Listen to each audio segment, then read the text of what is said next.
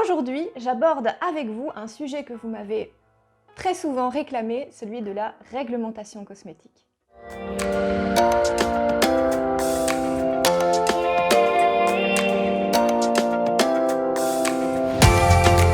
Que dois-je faire pour pouvoir vendre mes créations cosmétiques?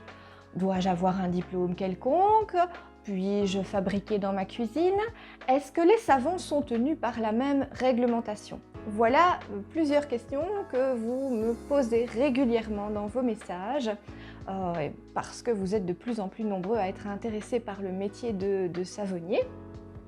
Et donc aujourd'hui, je vais essayer de tracer les grandes lignes de cette réglementation avec vous pour pouvoir vous éclairer. Alors, si vous n'avez pas besoin d'un diplôme ou d'un certificat pour pouvoir vous lancer, vous allez devoir respecter le règlement européen 1223/2009. Donc ce règlement décrit en fait l'ensemble des règles auxquelles doit satisfaire tout produit mis sur le marché afin de s'assurer la sécurité des consommateurs. Dans ces 40 articles, on va retrouver l'ensemble des obligations auxquelles vous devez vous soumettre en tant que fabricant savonnier. Car oui, le savon est bien un cosmétique et il fait partie de cette réglementation également. Alors, le règlement, j'ai pris mes notes, le règlement 1223/2009 définit le cosmétique comme ceci. Comme toute substance ou mélange destiné à être mis en contact avec les diverses parties superficielles du corps humain, notamment l'épiderme, le système pileux capillaire, les ongles, les lèvres, les organes génitaux externes, avec les dents et les muqueuses buccales, en vue exclusivement ou principalement de les nettoyer, de les parfumer, d'en modifier l'aspect, de les protéger, de les maintenir en bon état ou de corriger des odeurs corporelles. Donc on voit très bien que le savon entre tout à fait dans cette définition. Parmi ces obligations, nous allons retrouver le fait de respecter les bonnes pratiques de fabrication de la norme ISO 22716. Donc cette norme va décrire, entre autres, les conditions dans lesquelles vous allez fabriquer vos produits. Donc ça va reprendre en quelque sorte comment doit être aménagé votre laboratoire, comment vous allez traiter l'arrivée de vos matières premières, le stockage de vos produits finis, de ces matières premières, comment vous allez un petit peu organiser vos flux de marchandises, comment vous traitez vos déchets, tout un ensemble en fait de règles encore à respecter.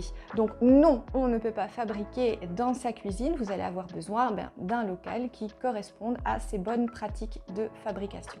Vous serez amené à rédiger votre manuel de qualité, bien sûr en reprenant chaque point de cette norme ISO et en expliquant comment vous allez mettre en place les choses afin de pouvoir respecter la norme d'une part et les bonnes pratiques de fabrication, mais aussi pour pouvoir garantir que votre produit ait été fabriqué du début de l'arrivée de vos matières premières jusqu'à l'expédition, tout ce que vous avez mis en place en fait pour que votre produit soit vraiment fabriqué dans des conditions qui soient optimales. Une autre obligation est de disposer d'un dossier d'information produit, un DIP, un DIP, pour chacun de vos produits mis sur le marché. Donc ce dossier va reprendre en fait tout ce qui concerne votre produit et votre formule en quelque sorte. Donc on va y retrouver vos ingrédients, comment vous allez mettre en œuvre, toutes les informations également sur votre entreprise. Donc voilà, dans un second volet, on va y retrouver un dossier d'évaluation de sécurité.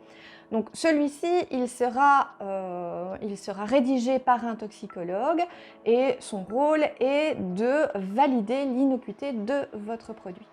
Votre produit devra ensuite être étiqueté évidemment correctement et dans la norme. Donc, cela signifie donc de respecter plusieurs règles, encore une fois, donc, comme par exemple d'y mettre l'ensemble de vos ingrédients et d'y apposer un numéro de lot. Vous devrez ensuite inscrire votre produit sur le portail européen du CPNP.